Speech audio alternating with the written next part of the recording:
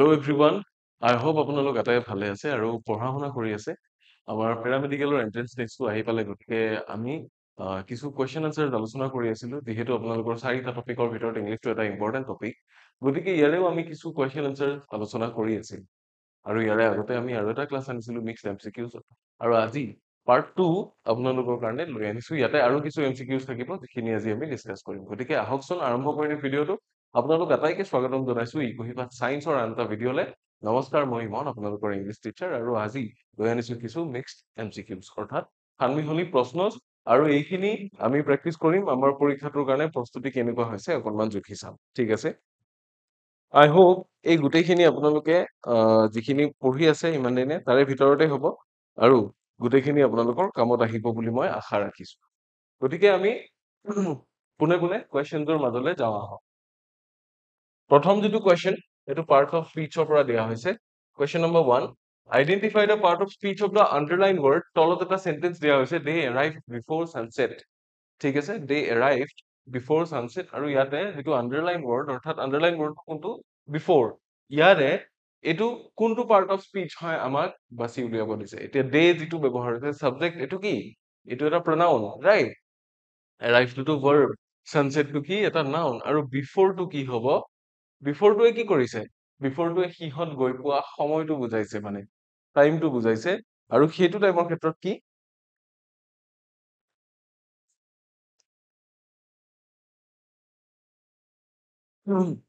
হিহত গৈ পোৱা যেটো টাইম আছে হিহতৰ মাজত আৰু সেই টাইমটোৰ মাজৰ ৰিলেচনটো দেখুৱাইছে সেই গৈ পোৱা কামটো আৰু এই সময়টোৰ মাজৰ ৰিলেচনটো দেখুৱাইছে সো এটো কি হ'ব হেতু হ'ব প্ৰেপজিশন ঠিক আছে ইয়াতে কেইবাটাও অপচন আছিল কনজাংকচন এডভাৰ্ব নাউন কিন্তু এটো হ'ব বিফোৰ টু প্ৰেপজিশন গতিকে আমি অপচন সি চুজ কৰিম ইয়াতে ঠিক আছে তাৰ পিছৰ কোৱেশ্চনটো ফালে যাম তাৰ পিছত কি কোৱেশ্চন দিয়া হৈছে চাব what is the function of the word yet what is the function of the word yet in this sentence he is rich yet he is unhappy দুটা সেন্টেন্স আছে দুটা সেন্টেন্স কি এটা হল he is rich next sentence to হল কি next sentence to hall he is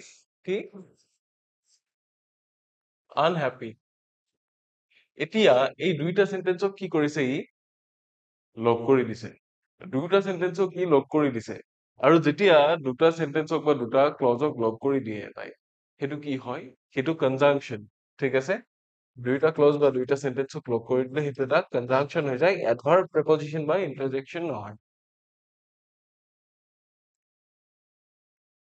ঠিক আছে ইয়াৰে পিছৰ কোৱেশ্চনটো ফালে যাম ইয়াৰে আনসাৰটো পালো আমি অপচন সি ঠিক আছে ইয়াৰে পিছৰ কোৱেশ্চনটো ফালে যাম পিছৰ কোৱেশ্চনটো কি আছে sub number 3 identify the part of speech of the word down in the sentence down the bird flew down এটো কি কৈছে চৰাইটো তললৈ গৈছিল চৰাইটো মানে উৰি পেলে তললৈ উৰি গৈছিল ওপৰৰ কৰবাত পৰি আছিল তাৰ পৰা তললৈ উৰি গৈছিল এটো কি হ'ব আমাক সুধিছে দ্য বার্ড ফ্লিউ ডাউন এতিয়া চাও ডাউন আপ এবিলাকটো আমি কি হিচাপে ব্যৱহাৰ কৰো প্ৰেপজিশন হিচাপে ব্যৱহাৰ কৰো ইয়াতে হৈছে নে ইয়াতে প্ৰেপজিশন হিচাপে ব্যৱহাৰ হৈছে নে নাই ইয়াতে ব্যৱহাৰ কৰিব লাগিলে আমি অকমান চিন্তা কৰিব লাগিব ৰাইট তো এটা আৰ্টিকেল হৈ আছে ডিটাৰমিনাৰ বাৰ্ডটো কি বাৰ্ডটো এটা নাউন এতিয়া ফ্লিউটো হৈছে ভাৰ্ব আৰু ডাউনটোৱে কি কৰি আছে ডাউনটো কাৰ লগত কানেক্ট হৈ আছে ফ্লিউৰ লগত এই ফ্লাই কৰাটোৰ লগত কানেক্ট হৈ আছে যদি হে ইয়াৰ লগত কানেক্ট হৈ থাকে তেতিয়া কি কৰিছে ইয়াক মডিফাই কৰিছে তাৰমানে ইয়াৰ ধৰণটো বুজাইছে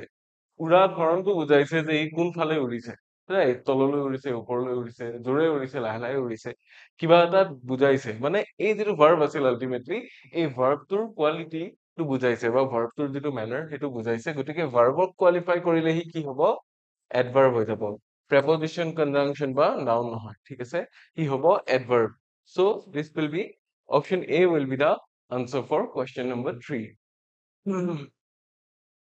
এইখিনিলৈ নিশ্চয় বুজিছে ইয়াৰ পিছৰ কোৱেশ্চনটো ফালে যাম টেন্স টেন্সৰ এটা কোৱেশ্চন দিয়া আছে choose the correct sentence in present perfect tense আমাক এই চাৰিটা সেন্টেন্স দিয়া আছে আৰু ইয়াৰ পৰা বাছি উলিয়াব দিছে যে প্ৰেজেন্ট পাৰফেক্ট টেন্সৰ সেন্টেন্স কোনটো হয় option A I am finishing my project option B I have finished my project. Option C, I will finish my project. আৰু option D, I had finished my project. এতিয়া present perfect tense ৰ structure টো কি আছিলে? Subject plus কি আছিলে? Have বা has plus V3 আছিলে। এইটো আছিলে subject কি structure. So এতিয়া এইটো structure ক'ত আৰু ক'ত ব্যৱহাৰ হৈছে?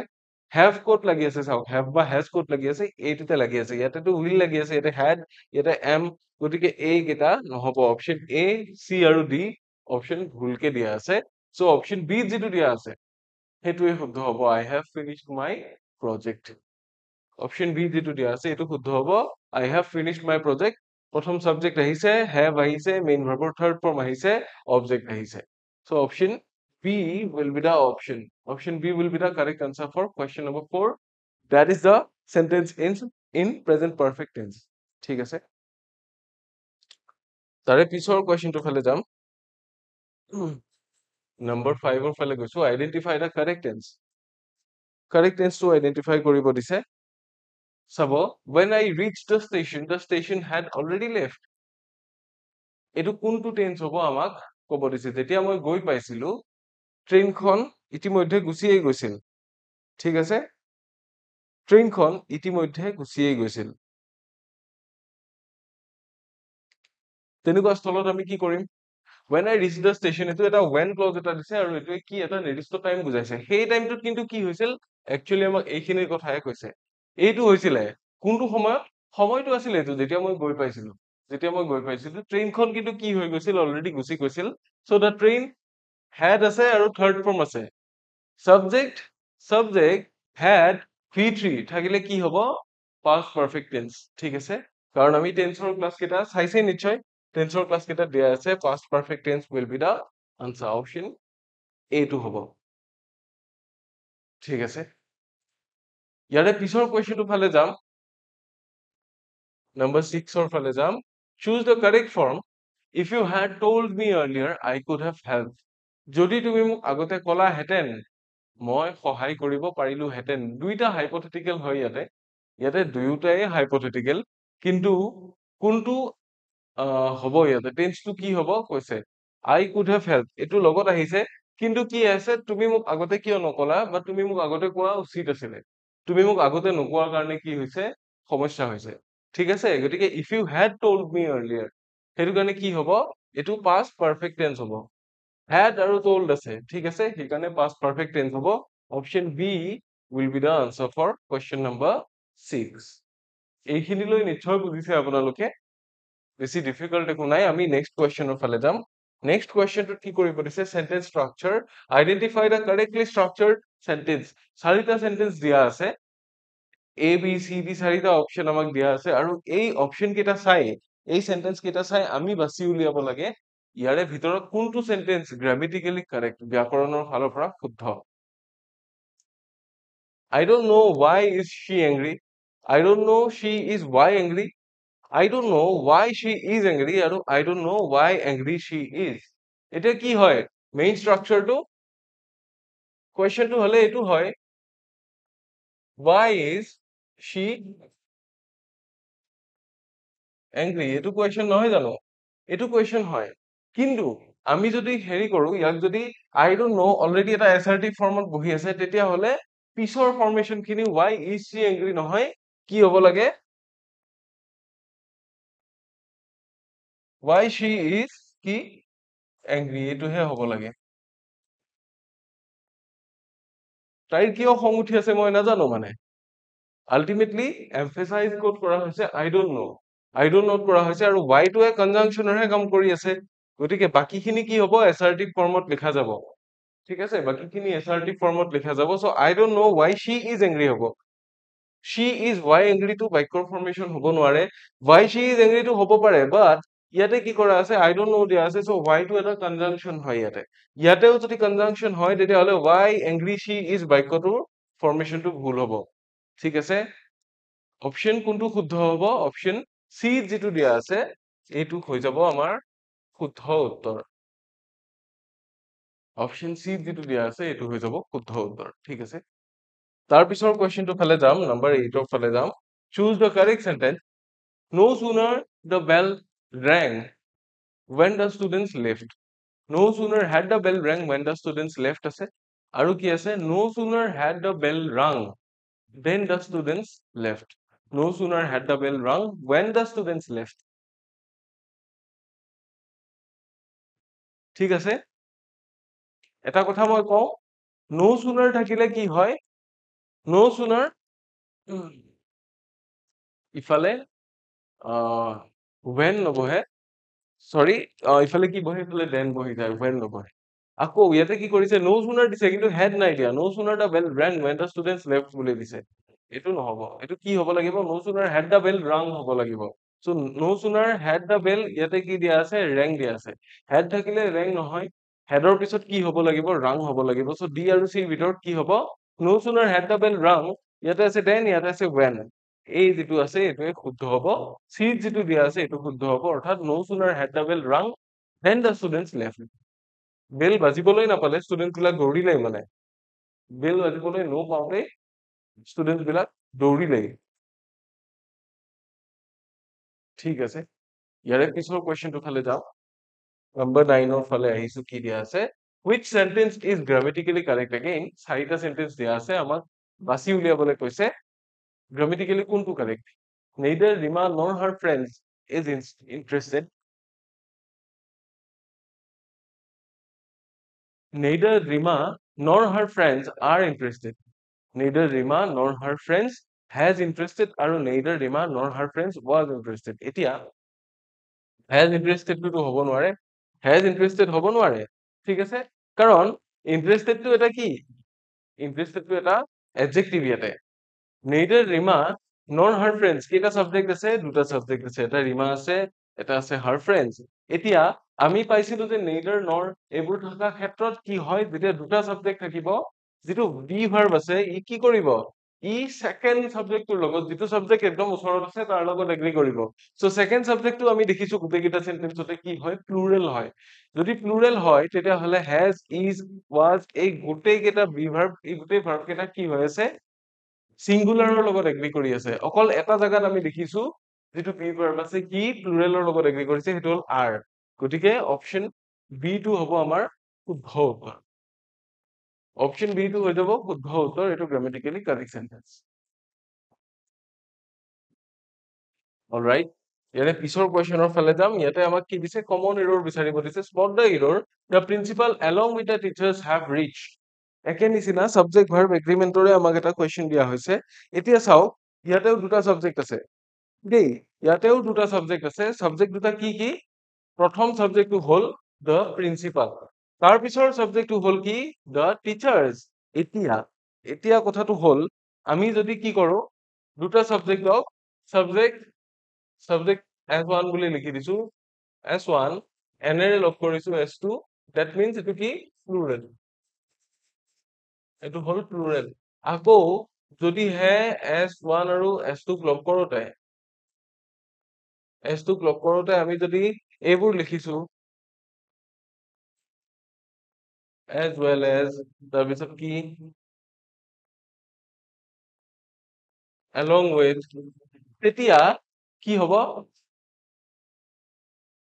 ইয়াতে কি হৈছে s1 s2 লগ লাগি obviously প্লুৰেল হৈ যাব ইয়াতে সিঙ্গুলাৰ থাকক প্লুৰেল থাকক বা এটো প্লুৰেল থাকক এটো সিঙ্গুলাৰ থাকক মেটাৰ নকৰে এটো আমি গম পালো যে এনেৰে লগ কৰি দিলে এন্ড প্লুৰেল লগ কৰিলে কি হয় দুটা প্লুৰেল হৈ যায় কিন্তু চাবলগীয়া কথাটো হল যেতিয়া as well as বা along with এৰে আমি দুটা সাবজেক্টক লগ কৰো তেতিয়া প্ৰথম যেটো সাবজেক্ট বহি আছিল সেই সাবজেক্টটোকে আমি আল্টিমেট সাবজেক্ট হিচাপে ধৰো আৰু বাকি সাবজেক্টটো কি হৈছে তাৰ লগত লগহে লাগি আছে তাৰ মানে বাকি টিচাৰ্স খিনি লগহে হৈ আছে কিন্তু আসল সাবজেক্টটো কোন আমাৰ প্ৰিন্সিপাল গতিকে have reached নহয় কি হ'ব লাগিব haveৰ ফলনি has হ'ব লাগিব has হ'ব লাগিব haveৰ ফলনি কাৰণ প্ৰিন্সিপাল জনৰ কথাকে ইয়াতে কোৱা হৈছে ৰাইট গতিকে এটা principal along with the teachers haveৰ ফলনি has হৈ যাব অপচন সি টো হ'ব শুদ্ধ উত্তৰ ঠিক আছে অপচন সি টো হৈ যাব শুদ্ধ উত্তৰ কোৱেশ্চন নম্বৰ 10 ৰ কাৰণে ইয়াৰ পিছৰ কোৱেশ্চনটো ফালে যাম again error বিচাৰিব দিছে scarcely had he entered when the lights goes off scarcely had he entered মানে সি আহি সোমোৱাই নাছিলে সেইখিনিতে কি হল লাইটস গুচি গ'ল এতিয়া কি হ'ব মানে এইটো পাষ্টৰ কথা কৈ আছে ন scarcely had he entered মানে সি আহি ভিতৰত সোমাবলৈ পোৱাই নাছিলে কিন্তু লাইটস গুচি গ'ল যদি গ'ল তেতিয়া লাইটস কি নহয় goes off নহয় goes ৰ সলনি কি হ'ব লাইট went off কাৰেণ্ট গুচি গ'ল তাৰমানে গতিকে goes ৰ সলনি কি হ'ব ইয়াতে went হ'ব লাগিছিলে so goes টোৱে হ'ব আমাৰ কাৰেক্ট আনসাৰ এৰৰটো ক'ত আছে অপচন ডি সোমাই আছে তো 11 নম্বৰ কুৱেশ্যনৰ আমি আনসাৰ পাই গলো ইয়াৰ পিছৰ কুৱেশ্যনটো ফালে যাম number 12 identify the error she is married with a businessman কি দিয়া আছে she subject be verb is married verb with preposition a businessman object ঠিক আছে এতিয়া ইয়াতে ক'ত ভুল আছে আমাক বিচাৰি উলিয়াব দিছে she is married with a businessman এতিয়া যেতিয়া marry কোৱা যায় ন marry ক'লে কি হয় ইফালে যেটো preposition বহাই হেতু with নহয় এটো কি হ'ব লাগিছিলে that should have been to she is married to a businessman হ'ব লাগিছিল গতিকে যেটো with আছে আমি এটো কাটি দিম that is the error so option C হ'ব আমাৰ শুদ্ধ উত্তৰ question number 12 ৰ কাৰণে ঠিক আছে question number 12 ৰ শুদ্ধ উত্তৰ হ'ব option C next question ৰ ফালে যাম vocabulary synonyms আৰু antonyms ৰ পৰা আমাক দিছে কি কৰিছে choose the synonym of affluent affluent wordটোৰ synonym বিচাৰিব দিছে poor wealthy ordinary আৰু arrogant affluent শব্দটোৰ মিনিংটো আমাক বিচাৰিব দিছে ঠিক আছে poor wealthy ordinary arrogant affluent মানে হৈছে যাৰ বহুতো কি আছে টকা পইচা আছে সম্পদ আছে সমৃদ্ধিশালী মানুহ চহকী মানুহ সেইজনক কি বুলি কয় affluent বুলি কয় সো আমাৰ poor wealthy ordinary arrogant কোনটো হ'ব obviously wealthy টো হ'ব wealthy মানে সম্পত্তিশালী poor মানে হৈছে তাৰে এন্টোনিম দুখীয়া ordinary মানে হৈছে সাধাৰণ আৰু arrogant মানে হৈছে এনেকুৱা এগৰাকী মানুহ যিয়ে নিজৰটোৱে হয় বুলি ভাবে বেলেগ কাৰো কথা নুশুনে নিজৰটোৱে শুদ্ধ তেনেকুৱা এটা কিহত থাকে মতত থাকে গতিকে arrogant টো শুদ্ধ নহয় সো অপচন বি টো হ'ব ইয়াৰে শুদ্ধ উত্তৰ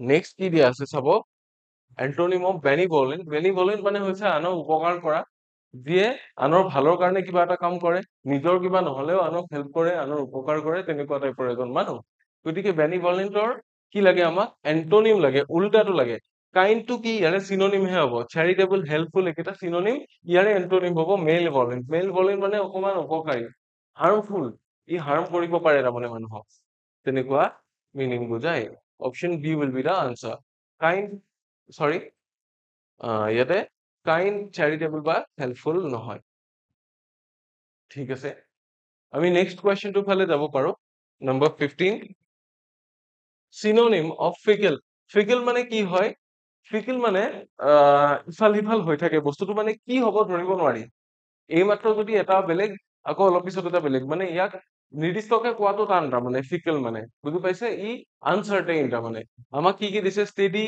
unpredictable reliable আৰু honest so fickle ৰ যেটো synonym হেতু হৈ যাব unpredictable তাৰমানে ইয়াক ভৱিষ্যবাণী কৰিব নোৱাৰি যে ই কি হ'ব প্ৰেডিক্ট কৰিব নোৱাৰি তাৰমানে ঠিক আছে steady মানে হৈছে stable হৈ থকা স্থিৰ একেটা জায়গাতে থকা সো এটোটো নহয় reliable মানে হৈছে নিৰ্ভৰযোগ্য আৰু honest মানে হৈছে সৎ সো আমাৰ সিনোনিমটো হ'ব unpredictable অৰ্থাৎ অপচন বি ঠিক আছে কোৱেশ্চন কেইটা ইমানেই আছিল আই হোপ আপোনালোকৰ কামত আহিব এইকেইটা সো এইখিনিতে এটা টেলিগ্ৰাম সম্পৰ্কীয় ঘোষণা আছে আপোনালোকৰ বহুতে আমাৰ সৈতে হয়তো জড়িত হ'ব বিচাৰি থাকে আমাৰ বাকি কোৰ্স বিলাকৰ কথা জানিবলে আমাৰ মক টেষ্ট বিলাকৰ কথা জানিবৰ কাৰণে ইন কেস আপোনালোকে জড়িত হ'ব বিচাৰে তেতিয়া হলে আমাৰ দুটাকৈ টেলিগ্ৰাম চেনেল প্ৰথম ইফালে স্ক্ৰিনৰ বাওফালে যেটো দেখিছে গ্ৰীন কালাৰ কিউআৰ কোড এইটো হৈছে আমাৰ ই কুহিপাত অফিচিয়েল টেলিগ্ৰাম চেনেলটোৰ কিউআৰ কোড ইয়াতে জয়েন কৰিলে আপোনালোকে আমাৰ গোটেই ডিটেইলছ বিলাক পাব আমাৰ ক্লাছৰ ডিটেইলছ আমাৰ মক টেষ্ট হওক আমি কি কোৰ্স লঞ্চ কৰো কি অফাৰ দিয়া হৈ আছে আৰু লগতে কাৰেন্ট এফেয়াৰ্সৰ বিষয়েও পিডিএফ বা আন যিকোনো জানিবলগীয়া কথা আমাৰ লাইব্ৰেৰীৰ বিষয়ে হওক গোটেইখিনি আপোনালোকে থ্ৰু আমাৰ টেলিগ্ৰাম জানিব পাৰিব লগতে যদিহে মোৰ ইউটিউবৰ ফ্ৰী ক্লাছ বিলাক চাই আছে ক্লাছ বিলাকৰ লিংক ৰিলিজ হোৱাৰ লগে লগে আৰু ক্লাছ বিলাক হৈ যোৱাৰ পিছে পিছে ক্লাছৰ পিডিএফ বিলাক ক'ত পাব আপোনালোকে ইয়াতে পাব এটো হৈছে মোৰ নিজা চেনেল ইমন স্যাৰ টিচেছ ইয়াতে আপোনালোকে জয়েন কৰিব পাৰে গতিকে এই দুইটা চেনেল আজিয়ে আপোনালোকে জয়েন কৰিব বুলি আশা ৰাখিলো যেটো ফ্ৰী অফ কষ্ট absolutely ফ্ৰী অফ কষ্ট আৰু আপোনালোক আটাইৰে কাৰণে বেনিফিচিয়েল হ'ব আই থিংক ঠিক আছে গতিকে আজিলে ক'বলগীয়া ইমানখিনিয়ে। আশা ৰাখিছো আপোনালোকৰ পৰীক্ষাৰ যি প্ৰস্তুতি সেয়া ভালে চলি আছে আৰু চলি থাকিব। ইয়াৰে পিছৰ ক্লাছত আপোনালোকক পুনৰ লগ পাম বুলি আশা ৰাখিছো। Until next time, take care.